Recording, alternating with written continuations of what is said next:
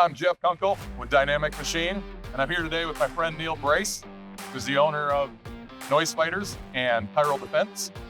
And Neal and I have been friends for years, and as our friendship was developing, we got into working together on manufacturing, well, I should say designing and manufacturing products that Neal was coming up with.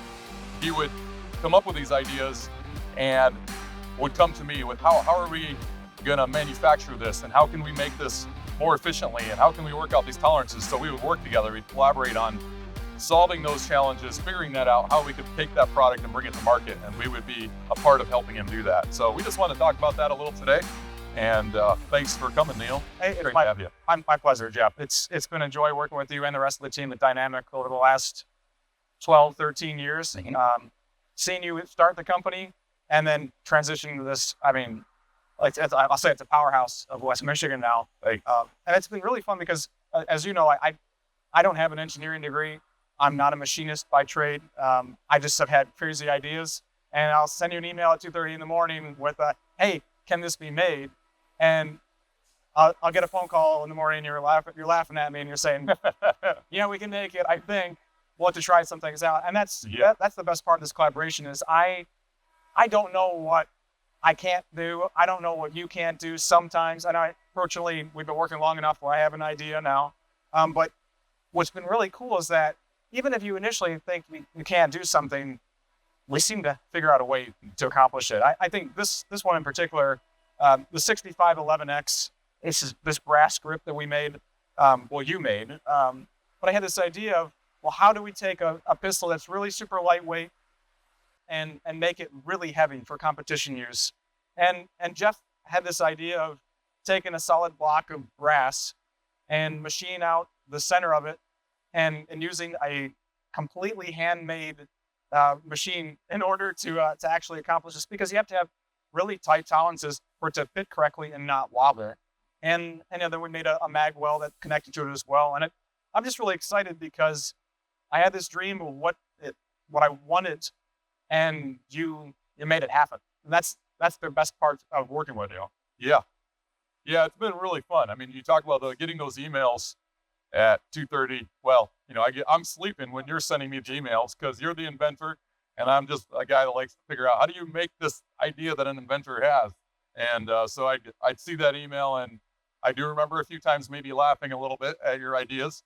But as we talked about in the early days when not all of them, most of them hadn't had success, you just kept hashing out these ideas and one built on the next. And just watching that happen over time with all the products we worked on together has just been a blast. Yeah, I mean, I was trying to tally this up in my head. I mean, it's been like dozens of products, maybe 100. I mean, it's exciting because like this one is one of our latest ones. But we've been working together for so long that this is the one that really made my business, NoiseFighters. This is a night vision accessory. It's a bridge. And so you put two night vision binoculars on these screws right here. And we'd already been making a polymer version of this that was not very rigid. It wasn't as durable as what we could make with a full service CNC manufacturer like Dynamic Machine. And so this is made out of 7075 T6 hard coat anodized aluminum. And when I came to Jeff with this, I said, I want this thing to be indestructible. I want it to be lighter weight than anything else in the market. And I want it to look cool. So, I designed something in CAD and I sent it to him. I said, how close can this get? And the coolest thing with Jeff is, obviously, he's time constrained now because he's here more popular. But, at the time, at least, he was able to say relatively quickly, we can get very close to what you're hoping to accomplish. And the craziest thing is, we now have the lightest weight bridge, nearly indestructible bridge, and certainly cool looking. And it does everything that we wanted it to. It has our articulating arms. It has my patented panning feature, so you can actually increase the field of view. And it feels like a single one-piece unit, even though it's composed of 5 pieces. And so that's what Jeff's been able to do is take my idea, help me with tolerances, because like I said, I'm not an engineer, and can help take the design, help finalize the drawings, help work with us with the anodizer and then give it a finished product. And we've made thousands of these now, and we're excited to take the next step. We're making new versions of it. We're making improved versions of it, and I'm just excited to see where it goes. Yeah. This was a lot of fun, and figuring out how to manufacture. Like here at Dynamic, we had made tens of thousands of parts over the years, and so much of what we had done in our manufacturing had been one-offs, or maybe we do 2s, 4s, 8s, but we're working for the automotive industry, a lot of automation. And so you're building these components, but you build these and they go out the door, you don't see them again. Getting into this, we hadn't done a lot of production. And so it was kind of entering first in low volume and then moving up to a little higher volume. And it was a really good lesson for us in process of refining our skills to be able to manufacture something, hold those tolerances consistently over time. Because on this, what this part has, it's hard to see this looking at the camera, but it has essentially a double dovetail feature. And when you take the math on that, when you move even a couple tenths of a thousandth of an inch on a flat gear related to the dovetail features, you can shift this part in its locking mechanism by 3, 4, 5 thousandths of an inch. And so the tolerances running in our equipment it was critical to maintain that. So working with Neal and his team, trying to come up with gauges and a way to check it. And we found, working together, all good solutions on how we could measure and know that every single part coming off the line is a good part that they're going to be able to use. It's going to lock up when these parts end up, somewhere and someone having fun at night, or in some cases, military applications, guys running around serving our country. So that's been a lot of fun to work on with Neal. All right, so Jeff, we initially worked with aluminum because we wanted to kind of feel out the design, make sure it was feasible to be even cut in brass, because brass is more expensive than aluminum, a lot more expensive. So how did you even come to the idea, like, I need to build a custom machine in order to even manufacture this? Because most people would just say, oh, you have a CNC mill, you can do anything. But you and your team said this takes a little bit more finesse. So how did you go about that? Well, when we started with this part, our goal was, hey, we're going to 100% machine this part. And we did get close, but what ended up happening is the surface quality on the inside, because this is a grip that slides over this portion of the firearm right here. And it allows essentially to get a wider grip on it. I guess I'm the manufacturer. I'm not the gun guy. I mean, I just want to break down what it actually does. And I'm a firearms instructor. So the idea with this one was we want to make a more comfortable, ergonomic grip. We might want to make it wider. And we're also, if everybody's into firearms, this looks a lot like a 1911 or 2011 from Staccato grip. So this matches those contours. And we actually have rubber inserts that they're not seen here. Rubber inserts that actually give you the feeling of a thumb rest. And so what we're trying to make is this is more of a competition-ready pistol, even though the pistol normally is not. So that was the goal. So with that understanding, this piece slides on to the gun, and we had to be able to clear out the insides of this part. Well, the radiuses are very tight, and doing that, even in our 5-axis machine right behind us, it was difficult to get that clean enough, being able to machine in a way that it would work well on this part. So we ended up looking at it. What are we going to do here? We wanted to be able to broach in our CNC machine. We weren't quite ready to get that all worked out because the production was, you're ready to go. We want these parts. We want to sell them. So like, all right, we're going to build a machine. We're going to do it manually. And so we did that. We were able to work out a design that was able to go down. Essentially, we broached that inside, and we're able to get it to where this part functioned just the way Neal wanted. We started out with aluminum, as we said, because the brass is like gold. Well, not as much as gold, but it's a lot more than aluminum. It's also a little bit softer, allowed us to be able to do all of our prototyping and get this part worked out. So we were happy with it, and we ran it into production.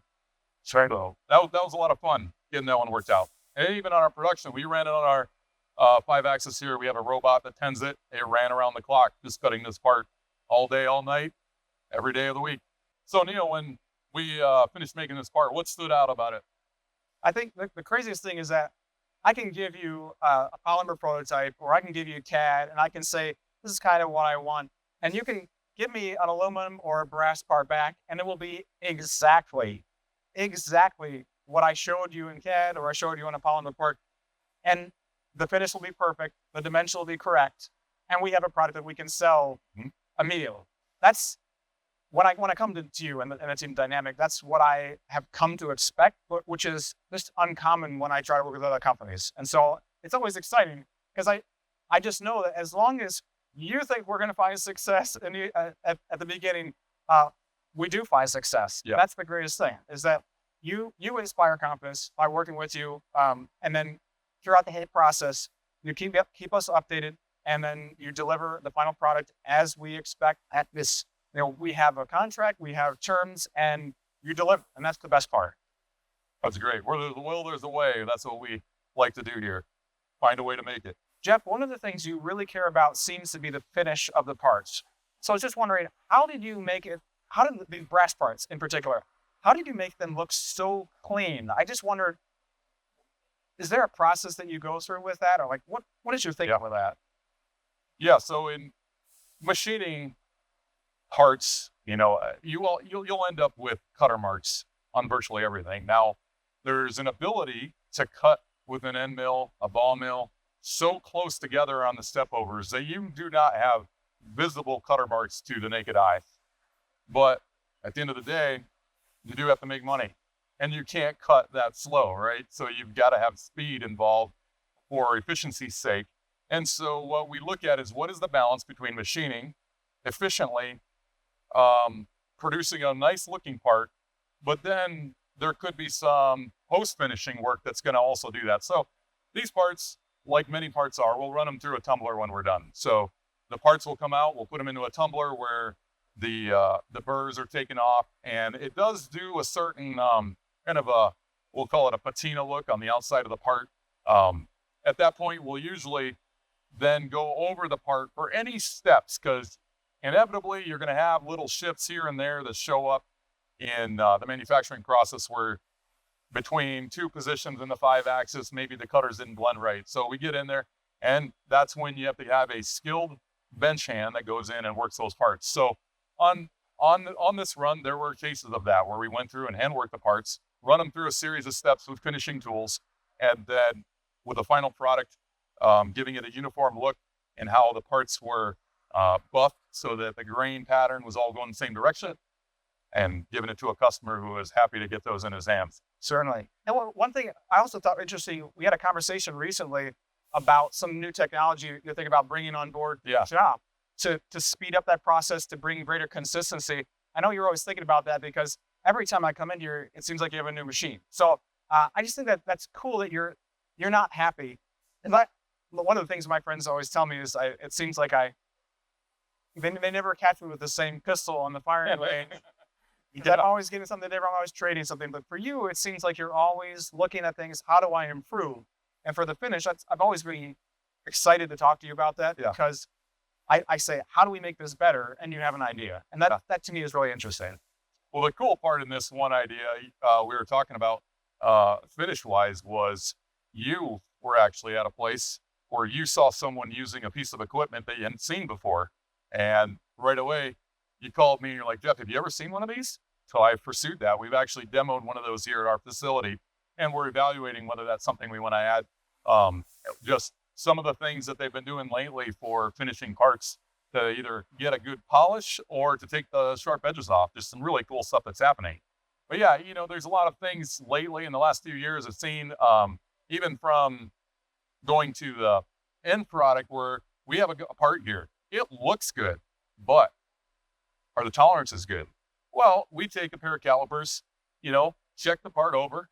That's a common way that we check parts, that checks within the normal manufacturing tolerances. We have height gauge that we check. We have micrometers, gauge pins, all of these things. That's kind of our standard approach to checking parts here. Most of them don't need to get more specific than that. In some cases, we'll have a customer request that we send things out and get a CMM check done on them, and we do that. But what's cool, there's some different companies out there that are making some small kind of what we call a shop floor CMM machines, and we're evaluating that because of the kind of parts we're working on now in the shop and the volume that's going through, to keep up with consistent checks in a run of say 300 parts, I mean, it's hard to check every part. You could, again, back to time, and there's only, so much workforce available. So that's something we've been doing. Some of the later, more recent things we've seen develop out there that we want to add to our abilities here at Dynamic. Well, Neal, thanks a lot for coming. I appreciate the time and just being able to talk over the stuff we've been doing, and just how much fun it's been just being able to help you succeed in what you're doing. So thanks a lot. Oh, it's my pleasure, Jeff. I would not be here without you. Where I'm at, my businesses, I do credit you to a very large degree for encouraging me, for assisting me, and for manufacturing the parts that I've actually been able to sell tens of thousands to customers now over the last 12 years. It's been very fun, and so thank you. I know, and I highly recommend anybody who is interested in finding a partner in the manufacturing industry. Jeff and his team at Dynamic are not the conventional hands-off manufacturer. I mean, the amount of personal care that their team applies to each job is frankly unprecedented from what I've been able to see since I've started my own businesses, and it's just a pleasure to be able to work with the team. Thanks, Neal.